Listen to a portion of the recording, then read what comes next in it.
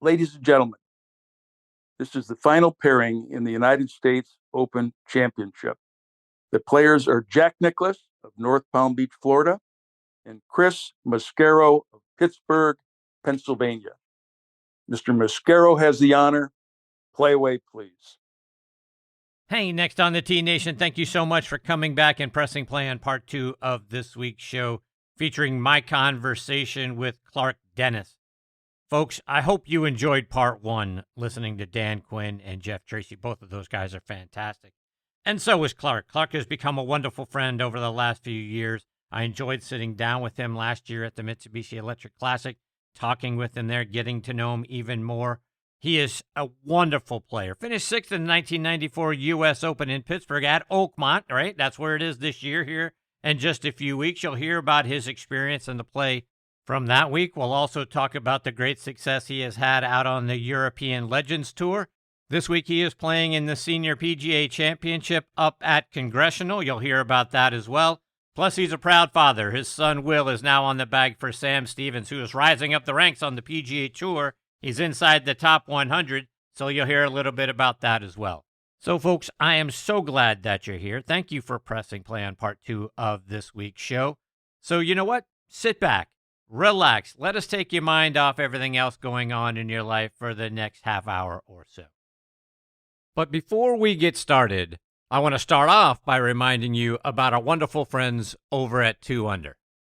2 Under men's performance briefs are the unofficial underwear of the PGA, Ryder Cup, and President's Cup teams, and are sold in over 3,000 golf pro shops and golf specialty retailers nationwide. Ricky Fowler is their global ambassador, and over 50 other PGA, Korn Ferry, and Champions Tour players wear them.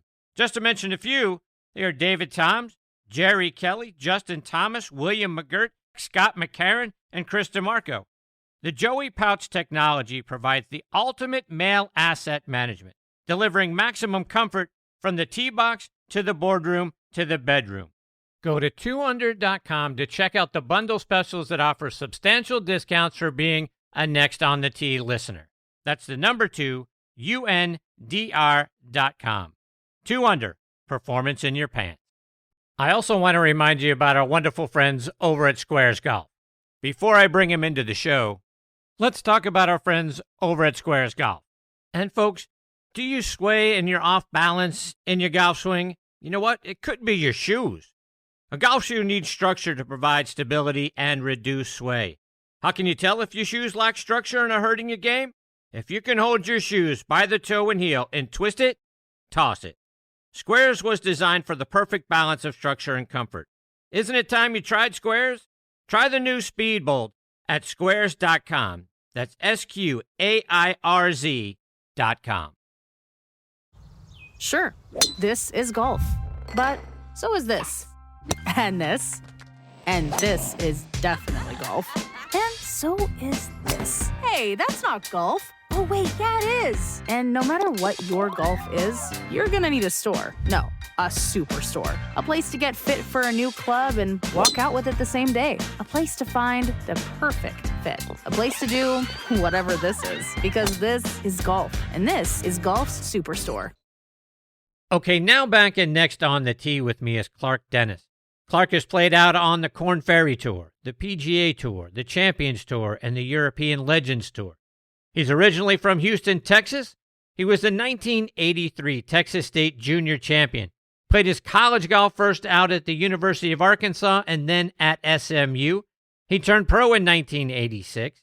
He won the Nevada State Open Championship in 1988 and the Texas State Open in 1992. He has 9 professional wins to his credit so far, including winning the 1993 Bakersfield Open on the Korn Ferry Tour. So far, he has won 5 times on the European Legends Tour, including winning the Senior Italian Open in back-to-back years of 2017 and 18. He also won the Dutch Masters in 2017 and the John Jacobs Trophy that year for winning the European Senior Tour Order of Merit. And he was also named Rookie of the Year that year. Almost exactly a year ago, he won the Costa Navarino Legends Tour Trophy by 4 strokes over Scott Hend. He finished tied for 6th in the 1994 U.S. Open at Oakmont, which we'll get into here in a moment. I got to meet Clark in person and spend a little time with him last year at the Mitsubishi Electric Classic here at TPC Sugarloaf. He is just a fantastic guy on top of being a great player, and I am thrilled he is back with me again this week here on Next on the Tee. Hey, Clark, thanks for coming back on the show. Hey, Chris, thanks for having me. So, Clark, I want to start by getting your thoughts on this past weekend's PGA Championship. What did you think about what you saw last weekend? Well, it was an interesting week. My son Will actually caddies on the tour for Sam Stevens, and they were tied seventh or something going into the weekend. He didn't have a great weekend, but so I was watching it very closely, and Scotty is just amazing. When he has to step up and do something, he just does it. And Will, my son, who caddies, he played a little junior golf with Scotty.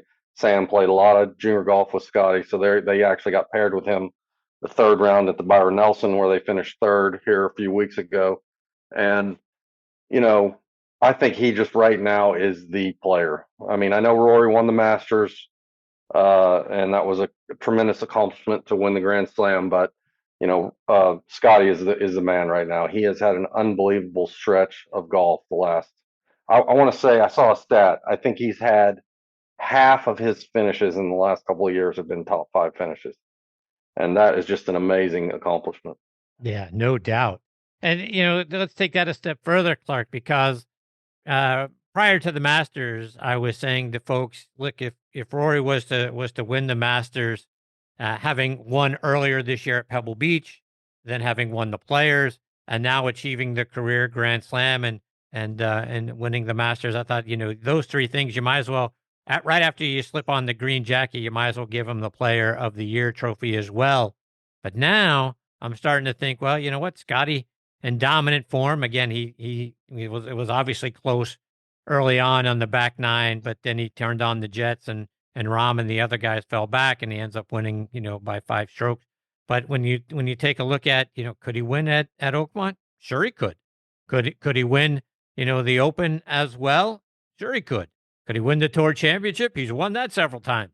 So if you look at the rest of the year, and now all of a sudden I'm thinking to myself, maybe not. Maybe Rory doesn't automatically get the Player of the Year trophy. What are your thoughts? What do you think Scotty has to do the rest of this year in order to win another Player of the Year award? Well, I think he probably is going to have to win the U.S. Open, and he would be my favorite for the U.S. Open. I think, his iron game, I played U.S. Open there and did fairly well there. His iron game is so strong, and that's really what you have to do at Oakmont. You have to be just dialed in with your irons. And I actually don't favor Rory at Oakmont when the course, especially if it's going to play fast. I don't think Rory's game is as good for a hard and fast course as Scotty's. So I would definitely pick Scotty over Rory at Oakmont this year. Oakmont is it's tough to say who's going to win because it is such a difficult test. I mean, if your game is just a little bit off, you are going to struggle. So, you never know what's going to happen at a major, especially at a U.S. Open. But I think Scotty is primed to win at Oakmont. All right, so let's continue with that thought. Let's look ahead to the U.S. Open. And before we talk about your experience there, I want to go back a couple of years. Because in 2023, you did something very historic around the U.S. Open. You were the medalist at the U.S. Open local qualifying at Squaw Creek. And the very next day, you went over to Indian Creek and were medalist again for the U.S. Senior Open qualifying. That's a pretty amazing doubleheader you pulled off. Yeah, that was quite the double. I win the qualifier at the first one, so that advanced me to the sectionals. And then for the U.S. Senior Open, it is actually 2 qualifiers this year, but it was 1 then, and so I shot 66 and won that qualifier. So I got 2 USGA medals in 2 days. I don't know if that's ever been done before, but it was a lot of fun. You made it through to the U.S. Senior Open field that year at Century World out in Wisconsin. And you were right in the thick of things there through 54 holes. It was a tough final round, but talk about your memories of that week. And we're going to see you again, like you sort of mentioned a moment ago. Are you going to be trying to qualify again for this year's U.S. Senior Open? Yeah, I just missed out being exempt. I finished 12th on the Legends Tour Order of Merit last year, and the top 10 are exempt. I didn't have my best week in Mauritius, our Tour Championship, and so I dropped a couple spots. that was kind of unfortunate. But I'm actually qualifying next Wednesday in North Carolina after I'm playing the Senior PGA this week at Congressional, and moving down there to do the qualifier on Wednesday. Unless I do something crazy this week, but uh, probably will be at the qualifier next week. So hopefully that. Last year was actually the first year I missed the U.S. Senior Open since I turned 50. So I didn't like missing it. So it's a great event. Probably, the best event on the Champions Tour. So let's go back to the 1994 U.S. Open. You finished tied for sixth that week. You were one of only 8 players to finish the week under par. The heat that week was stifling. Did growing up in Texas and playing in that kind of heat regularly, was that actually an advantage for you back in 94? Most definitely. I love the heat. I like playing in the heat. 100 degrees is, especially then. I'm a little older now. It's not quite as easy, but especially then, 100 degrees was nothing. I spent all my summers as a youth playing 36 holes in 100-degree heat, and so it really didn't bother me at all. And it did bother a lot of guys. It was very hot that week, but it actually invigorated me. You had a very early tee time in the first round that year, 6:40 a.m. So you missed a little bit of the heat that day. You birdied the first hole, holing a 20-footer. You go, you get off and running there in the first round. What do you remember about the first couple of rounds that week? It's funny. A friend of mine played Oakmont last week, and he sent me a pic. They've got the leaderboards from all the U.S. Opens, and so he sent me a picture, and it had hole by hole scores of all 4 rounds from the leaderboard. I'm sure you've seen those at Oakmont. Yep. And so I was just kind of going over them, going, I don't remember that one. And I birdied 8 one day. I played number 8, which is a very difficult par 3, 1 under for the week. I made a 2 and 3 threes. And it was just kind of fun looking at the leaderboard and kind of remembering in my mind kind of how it went that week. The greens were so fast that week. It was unbelievable. The putting was so difficult. But I remember it was probably the best ball striking tournament I had in my entire career. I hit it so well that week, and to play Oakmont 4 days and not shoot over par was probably some of the best golf in my career that week. In the final round, you were paired with Fred Couples, and you were right in the thick of things. Perhaps that's a play on word because the rough is so brutal there during a U.S. Open. It's currently measuring 4.5 inches so far this year, with a few growing weeks still to come. I had Bob Ford on the show a couple of weeks ago, and he said that the players are going to have to be very careful because when the ball sinks into that rough, they better be sure they're playing their golf ball, because with a few weeks still to go and member play still going on, they may end up hitting a member's ball if they're not careful. Your tee shot on 11 in the final round was just a foot off the fairway, and you had to wedge it out. Talk about dealing with U.S. Open rough at Oakmont. Yeah, it's tough. Yeah, I believe I was either tied for the lead or 1 behind the lead going into the backside, and unfortunately hit it in the rough on 10 and made a double. And 11, I thought I hit a really good 3-wood. And I remember this specifically. Hit a good 3-wood up the left side, and it was literally a foot out of the fairway. And all I could do was just wedge it about 30 yards. And so, that's just the U.S. Open. And I know that they've changed that a little bit in the last few years, but I think Oakmont this year will be a really good test. My son's going to be there caddying for Sam Stevens, so I'll be real interested to see how that goes, because I think it's the best test of golf in the United States. With another bounce or two, you could have been in the playoff that year with Els and Colin Montgomery and Lauren Roberts. We know the golf gods can be cruel at times, but like I mentioned, you just talked about, your tee shot on 11, plus, a 3-putt on 16 and a couple of birdie looks inside of 10 feet on 17 or 18. I mean, that's just the difference between being in a playoff and finishing tied for 6th. Talk about the emotion and the nerves, doing the best you could to press and post a score that might have forced the other guys to press really hard, and who knows how things turn out.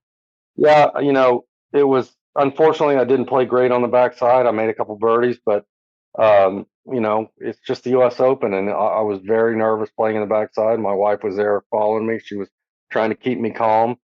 Playing with Fred Couples, obviously a great player who was in his prime at the time.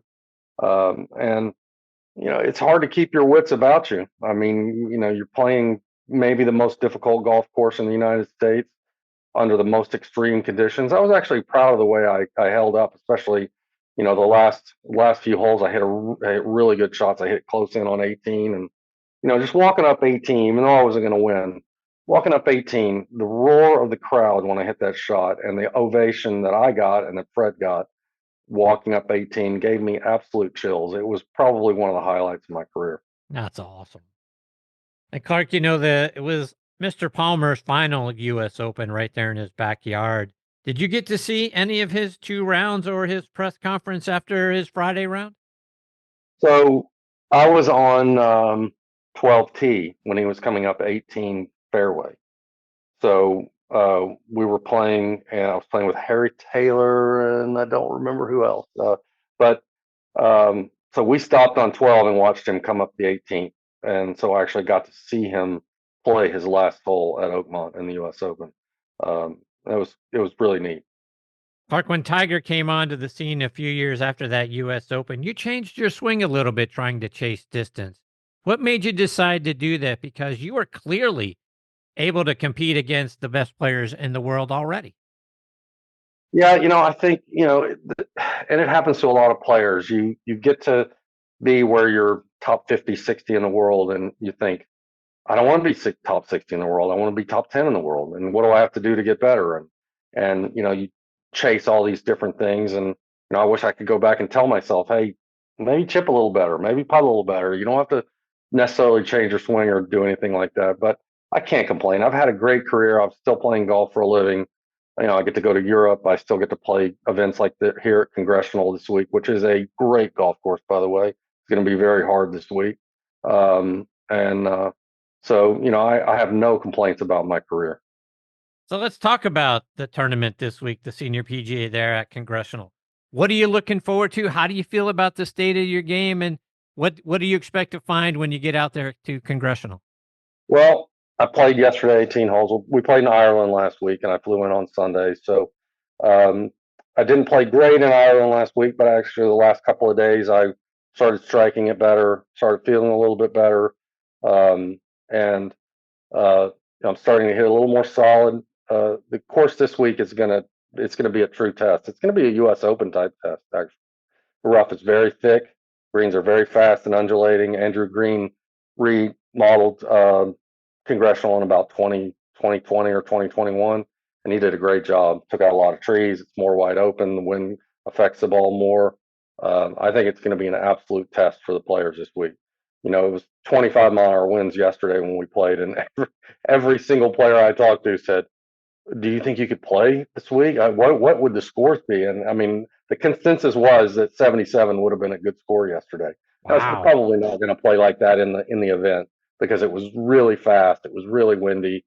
We're going to get a little rain tomorrow, so it's going to soften up a little bit. But it's going to be a real test this week. It's a Champions Tour kind of throws around the term major champion. I mean, majors a little too easily, like last week at the Regions. Great tournament, but I don't consider it a major. Some of the courses we play, maybe not major courses, but this week absolutely feels like a major. Clark, I want to go back to a year ago, last June, when you won again out on the European Legends Tour. You shot 3 rounds of 66 at Costa Navarino, winning the tournament by 4 strokes. How great did it feel for you to get back inside the winner's circle? Oh, it's great. At my age, I'm 59 now, I was 58 then. You never know when your last win is coming, so you got to relish them all. And Costa Navarino is an amazing place. There's 4 golf courses there. There's an Old Oval course. There's an Olympic course. 4 fantastic hotels. It is an amazing destination. So it was great to win. My wife was there. My wife Vicky was there. Our son Philip was on the bag that week. That's his 3rd win on the Legends Tour. So he's done pretty good job caddying when he does come out and caddy. And it was just a great week to have the family there. The food there is amazing. It's a great week. I'm looking forward. We'll be back there here in a few weeks in the middle of June. So I'm looking forward to going back and defending that title. Mark, I want to go back a few more years to 2019 and your win at the Winston Golf Senior Open. It was your 5th win on the tour at the time. You did so coming from 6 strokes back on the final day, thanks to a final round 63. Talk about making that charge and getting that win. Yeah, that was fun. That was actually Vicky and my 29th wedding anniversary that day.